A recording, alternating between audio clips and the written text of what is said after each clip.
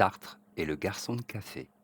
Dans l'exemple célèbre du garçon de café, Sartre analyse le faux-semblant du rôle social que nous jouons afin d'être personne, dans toute l'ambiguïté du terme.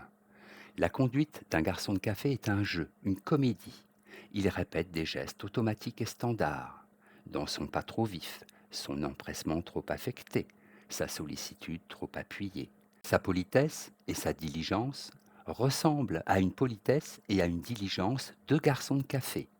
Il joue à être garçon de café, comme l'enfant joue avec son corps pour le découvrir et l'explorer. Le garçon de café joue son propre rôle pour le réaliser.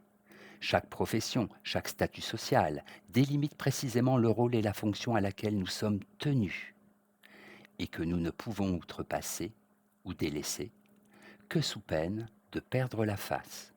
Sartre écrit: un épicier qui rêve est offensant pour l'acheteur, parce qu'il n'est plus tout à fait un épicier.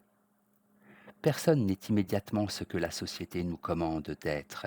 Elle nous commande d'avoir à être ce que nous ne sommes point. Le garçon de café n'est pas garçon de café de la même manière qu'un encrier est un encrier.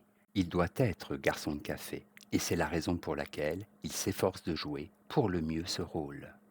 Les rôles sociaux ne sont que des représentations pour nous et pour les autres, et nous ne pouvons les tenir qu'en représentation. Les rapports sociaux ne peuvent donc être autre chose que des jeux.